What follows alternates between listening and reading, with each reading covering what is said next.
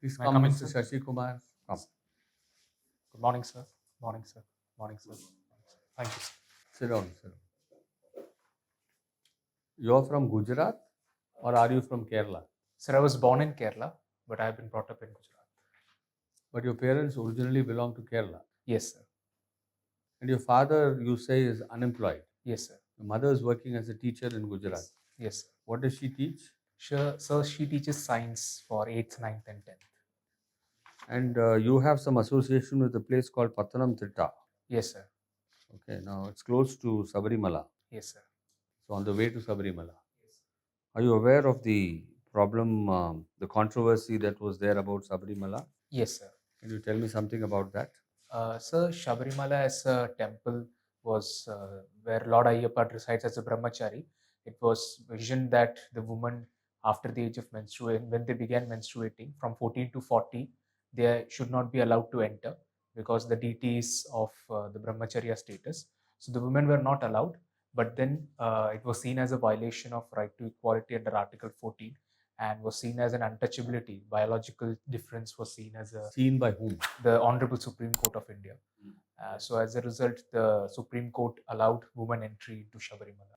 And there has been a review petition which is undergoing in the Supreme Court over challenging the Supreme Court's decision of allowing women into Sabarimala. until then, what happened?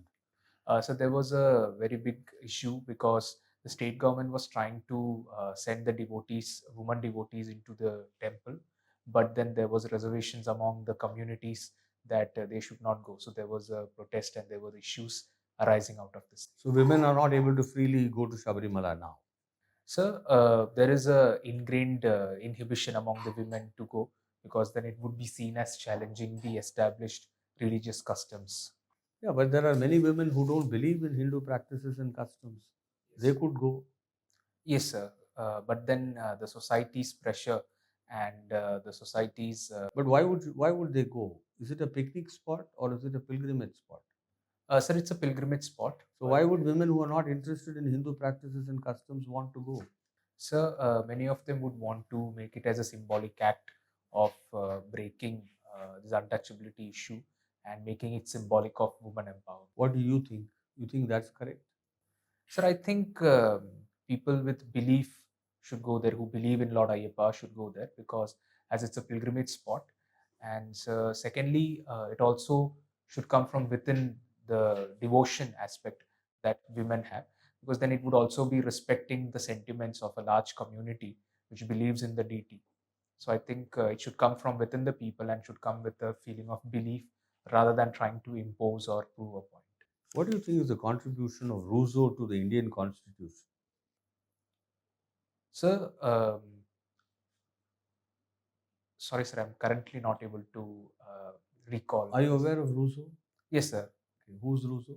Sir, he was a French philosopher who told that man is in chains, man is free but is in chains everywhere. And he gave this idea of a social contract as well. Can you explain that social contract theory of Rousseau?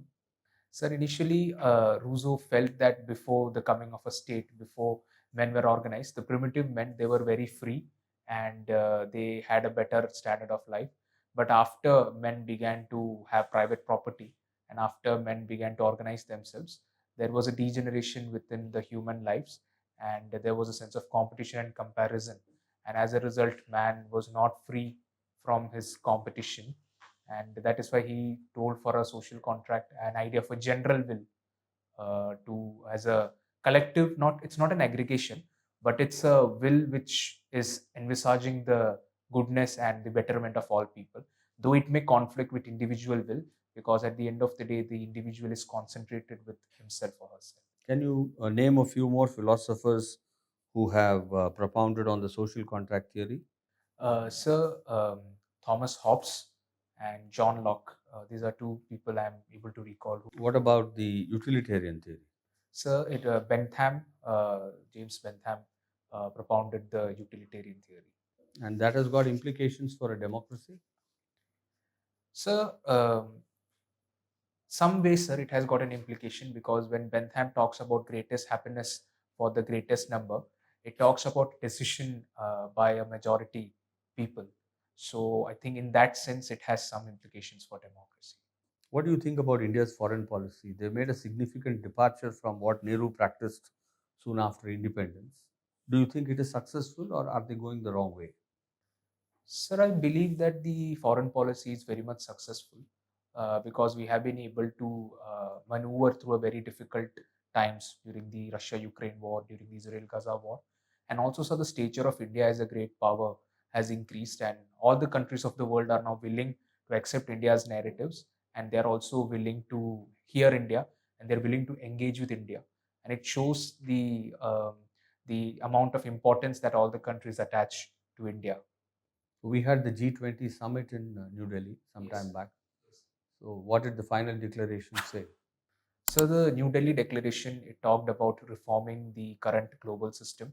It also talked about reforming the global multilateral development institutions. And so we were able to successfully have a consensus arrived, especially in the wording of the document, given the complexities between the West and the Russia. And so we made a very significant progress by inducting the African Union, which was very much underrepresented in the global governance, into the G20. With reference to Russia, how would you compare the declaration that was made in Indonesia with the declaration that was made in New Delhi? Sir, I'm currently not able to recall the exact wordings of the declaration. So, but it was a chair summary that was done in Indonesia, while in India we were able to come at a consensus with respect to the wordings of Russia.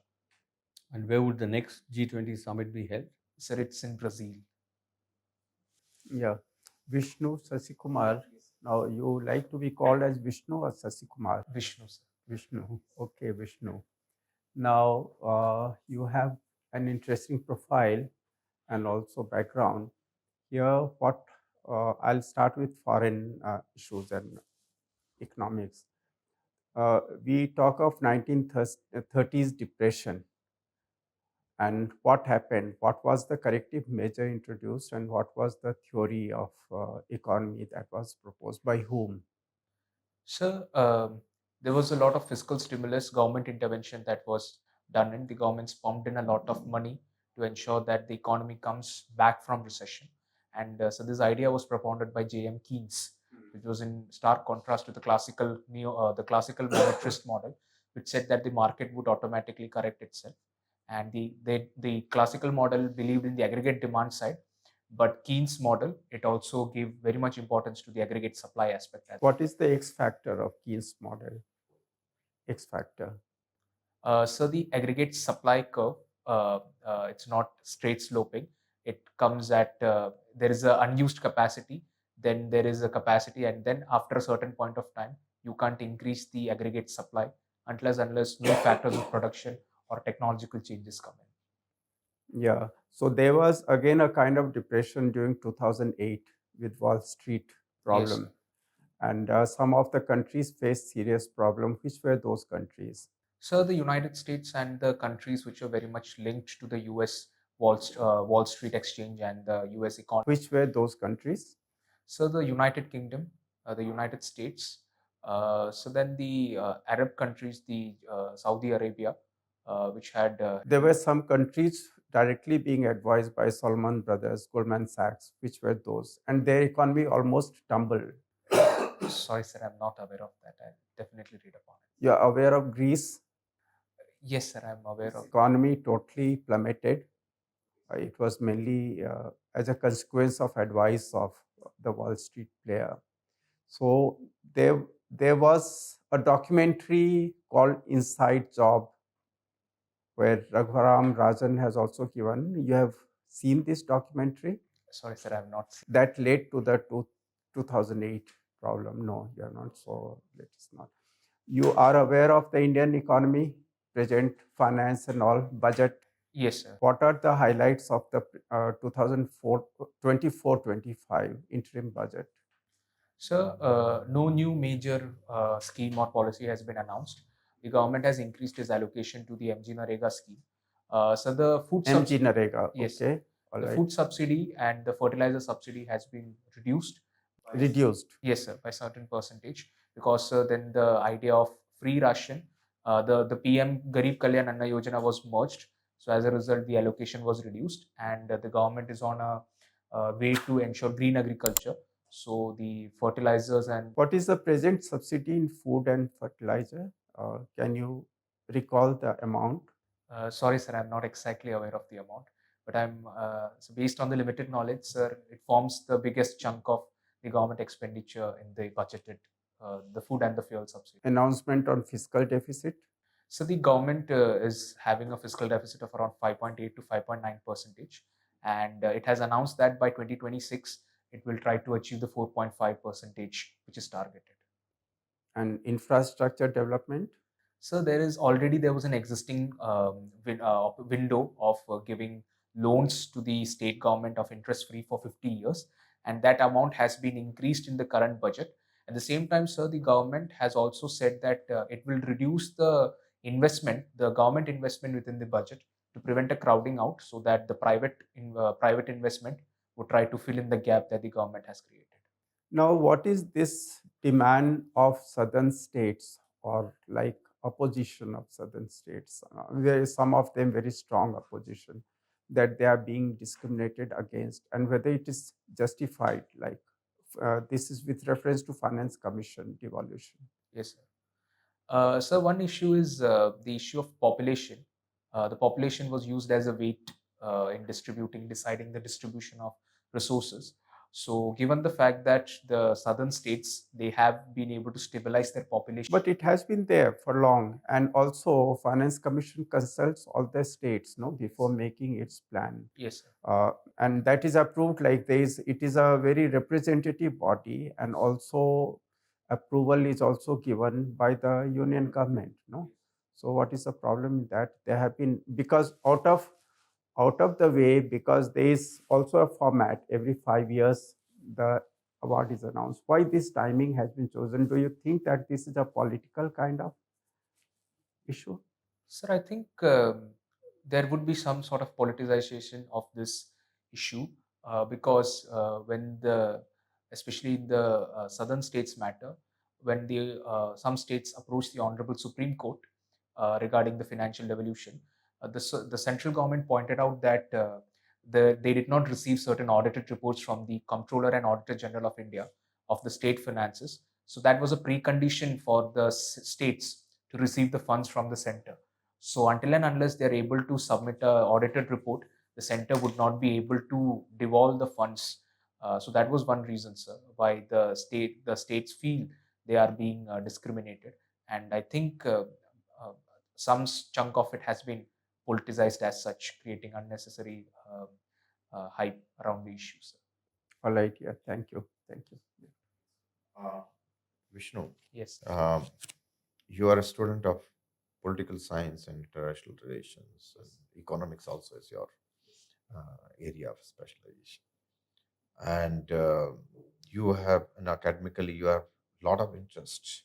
I use the word lot of interest in international affairs, bilateral relations. Yes, sir. And which service you are in now? Sir, I'm in the Danik service. You are in Danix. I think we met. Yes, sir, we have met before. Okay.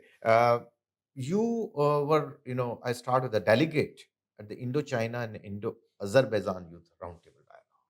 What was the topic you discussed there? Sir, in the India-Azerbaijan Roundtable Dialogue, we got an opportunity to meet the Honorable Azerbaijani Ambassador in the Azerbaijan Embassy in Delhi.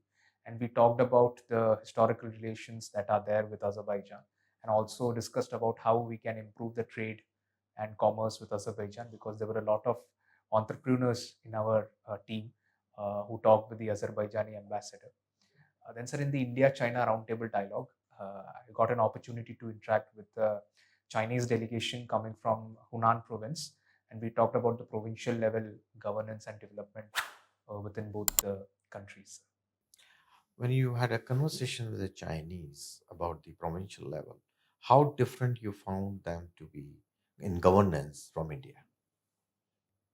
Sir, I felt that the level of independence and the level of autonomy that the Chinese provincial governments have with respect to investments and economics is quite on the higher side. And that has also enabled them to have efficient resource mobilization. So because in China, one striking factor which I found out was the central government was promoting competitive federalism at the local level also. The local provincial leaders, they were trying to woo the investments, attract the investments, foreign capital within their provinces. And so the devolution of funds and the promotion of the provincial leaders to the Politburo was also based on the performance that they would do in development of their provinces. Didn't it lead to a lot of corruption? Yes, sir, that was a major issue because there was a collusion, culture of corruption. Corruption was seen as oiling the machinery because sir, even the foreign firms, the foreign capitals, they were bribing the Chinese right from the top to have to bypass some of the rules or to woo the investments as such. So there was a bribery being paid to the foreign capital also. At the same time, there was also a bribe paid by the foreign firms to the Chinese officials also. And did you talk about or you notice about the data which is being coming out from them? How much reliable is their data? Was there a topic or any conversation? So there was no conversation about the data as such. But sir, as you pointed out, one thing is we can't rely on much on the data that the Chinese generate because it's a very opaque society, it's a very opaque country. So the level of information that would be coming is regulated and what they would want the world to see. So economically, you can say that they were very liberated, but when come to the political freedom and other information, they were completely clamped down. Yes, sir. Okay. Um, you also published article on international relations through think tank. Yes, sir. Tell us one article, last article you wrote. So currently, I'm working on an article. I'm finished writing that. It's about analyzing the terrorism nexus, analyzing the bigger picture of terrorism in Jammu region, why it has shifted from Kashmir to Jammu region. So I looked at different reasons and different analysis that we can make out regarding the terror image, the shifting that is happening. So why it has shifted? Very shortly. So one is the Article 370 abrogation. It has created a tight gridlock, security gridlock within the Kashmir Valley, preventing operations. So secondly, sir, so Jammu region saw a goodwill for the army, especially among the Gujar Bakarwal's community, in the Operation Sarp Vinash. So in order to break that goodwill, they used certain areas which were dominated with Gujar Bakarwal communities to conduct ambush operation. So naturally, there was a suspicion among the army that the community might have done something. So which led to the interrogation of the people and unfortunate deaths. So that has led to a lot of resentment among the people regarding the army. So it has reduced the trust, and people are now being weaponized. So thirdly would also be the fact. When you say people are being weaponized, you mean ideologically or? So ideologically also, and then this ideology can be used to recruit people to conduct anti-India activities both in the cyberspace as well as physically. So, Mhm. so then thirdly, it is also given that the China-Pakistan nexus is there in a two-front war, it might be attempts by the China and Pakistan to withdraw Indian attention or draw Indian attention towards the western borders, because currently we are now ramping up our infrastructure on the east. Don't you think it's a bit far fetched? So shifting, because the narrow focus on shifting the terrorist activity from Kashmir Valley to Jammu. Yes, sir. Don't you think it's a bit far fetched that the Chinese are involved, want to do this shifting to achieve this objective? Sir, I think I do believe it might be a possibility that they want to do so. So, because India has been ramping up its infrastructure, and always the Chinese have followed a deception. Whenever the world's attention is somewhere else, they have made a move. But why not they do in Myanmar, than the northeast? Much easier for them. Sir, Northeast is much easier for them. But, sir, I think they want to have a negotiation, they want to have something to negotiate with. The Northeast has been, I think, much properly integrated with India. And, sir, So your conclusion is that Jammu region increase in the terrorist activity, the Chinese will get some cushion. sir, I think they will get, because if our existing resources are deployed to the Western sector, it is a possibility that our attention might be No, our attention is already there. We have enough paraphernalia out there to look after that aspect. I think I mean, of course, you have studied, but there may be some other reason more than what you are referring to. So may I also say some? I've written two more reasons. So one is also, sir, the Jamaat, the terror actors, the Jamaat, the Jaish. They are also losing grounds. They are now getting the investments because of after the abrogation of Article 370. In order to renew their importance, also by finding a fertile new grounds, they are shifting their operations within Jammu, and also, sir, to create a divide in the Hindu-Muslim community. That is also one way why terror activities within Jammu is there. One I checked. Does it have to do anything with the terrain? Sorry, sir. Yes, sir. Terrain is also a very important factor. Because we are not able to plug those holes because of the terrain. So they found that an easy way out. Yes, sir. It is very much close to the LOC, and the presence of dense forest and the Pir Panjal ranges give a escape route or an incoming infiltration route for these terrorists. Okay, thank you. Thank you, sir. Do you stay in Gujarat? Yes, sir. I stayed in Gujarat, sir. What do you do in Gujarat? Sir, I was there till my 12th standard. After that, I came to Delhi for graduation. I think we have met to at some place, like some interview or some online interview, Yes, sir. I think in an online interview. maybe. Yeah, okay. Anyway, but what do you know about Gujarat model? So the Gujarat model of development focuses heavily on, so it focuses on economic growth, which will lead to trickle down effect. And then based on that trickle down effect, there would be development. So the state government invested heavily in physical infrastructure, trying to attract foreign capital through various summits like Vibrant Gujarat Summit. This was achieved. And through such investments, there has been industrial corridors, development, creation of infrastructure, and spillover effect, which led to development within the states. So you think Gujarat is doing well, and other states should follow it? Sir, I Model. think there would be some scope of improvement Correct. in terms of Gujarat. So, because the HDI indicators, Gujarat is not able to live up to the expectations that it was envisaged. But there is a renewed focus in the HDI indicators. Gujarat has been one of the best improvers in that aspect. So, I think if there is a sufficient focus also given on human development and capability investment, Okay. along with the prosperity that the current model creates, that would be very good for the economy. How do you look at the Indo-China relations? What would be the coming years? How it would be?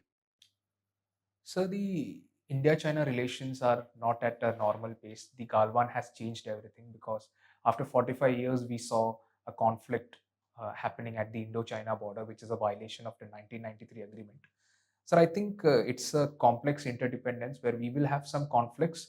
At the same time, we'll also continue to cooperate with them on certain aspects to align with our national interests. But sir, as the foreign ministry also says, the relations would not be normal, and we would have to have restored normalcy along the border to ensure that the relations go back to pre-Galwan era. Coming to Pakistan, do you think army is staging of taking over the administration? So, sir, I think the army is indirectly controlling the administration as such, because there have been allegations that the army has uh, it has changed or manipulated the electoral outcome of the PTI. And sir, it is with the concurrence of the army that the Nawaz Sharif PML and the PPP are coming for a coalition government. Okay, thank you. Thank you, sir.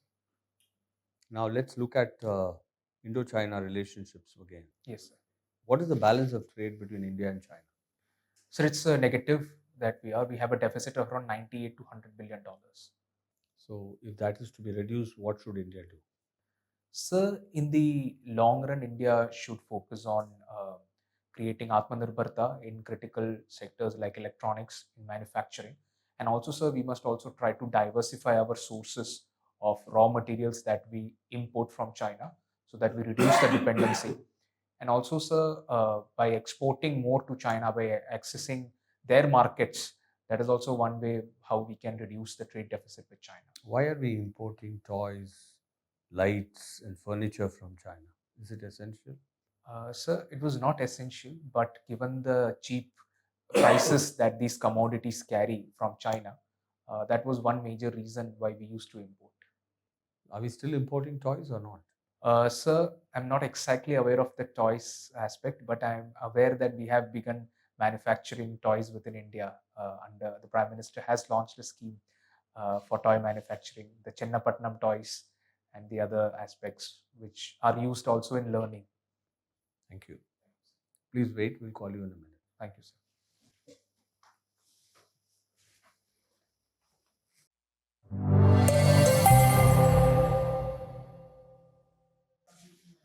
May I coming, sir? Please come.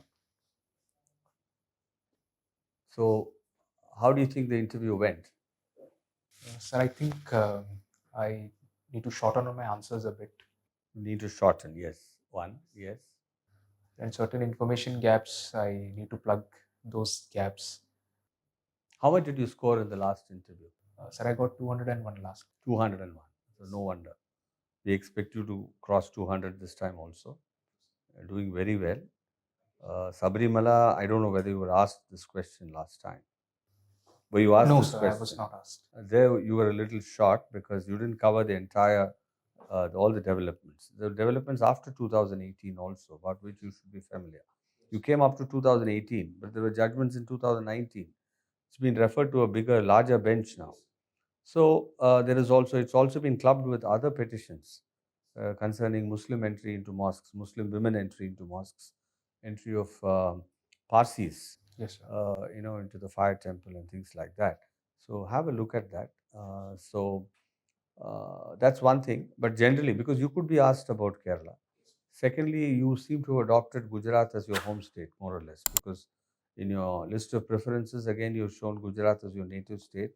You put the southern region at number 4, which is okay. I mean, that's your choice. And so, then what is your connection with Kerala is kind of, that could be questioned. That's something. On foreign policy, I think you need to know a little more about Chinese, the Indian relationship with China, USA, all these. Of course, you're quite good and you're very confident and you're very soft and suave.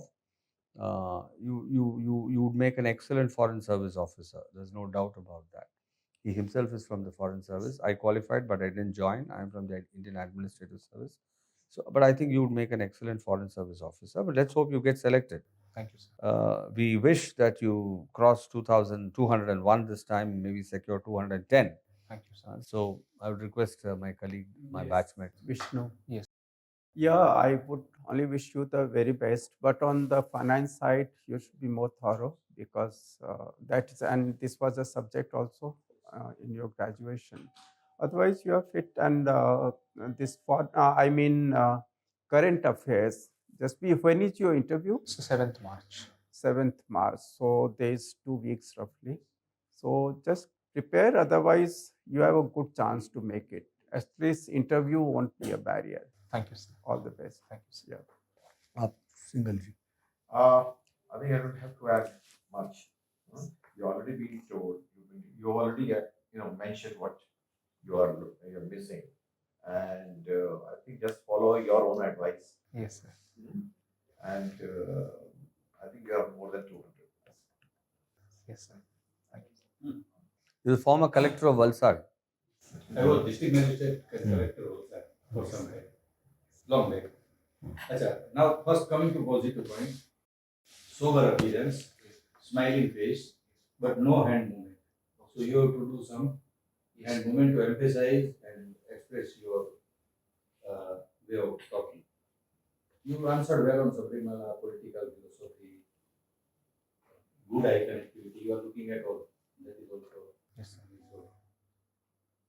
Read The Economist and the Economic Political Weekly, one economic newspaper and one general newspaper.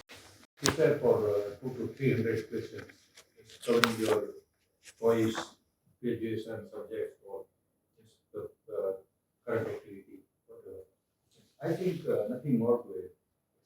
We are hopeful about it. Nice smile. Yeah. Do you want to ask something? Sir, with respect to that question on China, India, the axis. That I asked you, Indo-China relation. No, sir, the article one, was I seeming argumentative? No, you were putting across your view, and you stopped at a point, which is good enough. Because what you're saying is possible, plausible, as you said, but it's slightly Yes, sir. far because they would like to do in that area because they're supporting Pakistan to do things, and they turn a blind eye.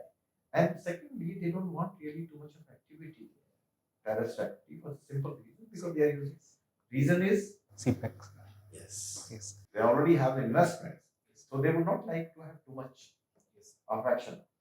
Other side is open field for them, so it doesn't make logical. You just take that angle also in your article. Yes, sir. I'm surprised you didn't make it to the Foreign Service in your first attempt. I hope you'll do it this time. He Yeah. was getting group A. I think he opted for Danix. You were going to say something? Sir, I got less marks in the essay last year. Essay. Okay. So there could have been a reason. Because, you think tank people, you start writing as if, you're writing for the think tank. That could be a problem. You have to write as if you're writing an examination. You're still a student when you write the examination. You're not a think tank expert. Yes, sir. So, I noticed it when you were talking to him about China. You started saying something about economic liberation and things. See, our Prime Minister is also talking about competitive federalism. Yes, sir. So, you need to match Indian competitive federalism with Chinese competitive federalism. Obviously, you will have to say that Indian competitive federalism is superior. So, how you will justify that is something you will have to think about. But yes, I think you've done a good job. But I said, as you say, well, there are a few missing links here and there, which I'm sure you will plug before the interview. All the best. Thank you, sir. Thank you, sir. All the best. Thank you.